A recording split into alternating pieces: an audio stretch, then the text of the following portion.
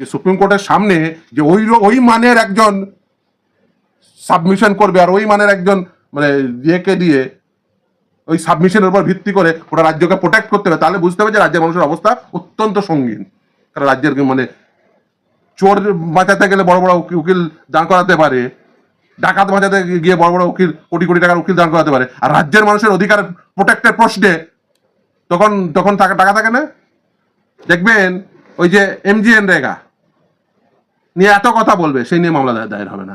মামলা দায়ের করতে হবে আমাদের।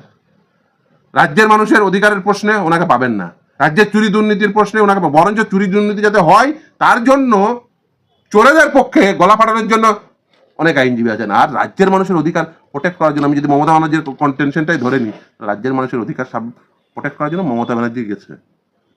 ভাবুন একবার সাবমিশন করতে, রাজ্যের মানুষ ভাবুন যে আপনার অধিকার প্রোটেক্ট করার জন্য মমতা ব্যানার্জি, আর চোরদের অধিকার প্রোটেক্ট করার জন্য কোটি কোটি টাকার উকিল। মানে বুঝুন, রাজ্যের মানুষ বুঝুন যে আপনার অধিকার মমতা ব্যানার্জির কাছে কতটা মূল্যহীন।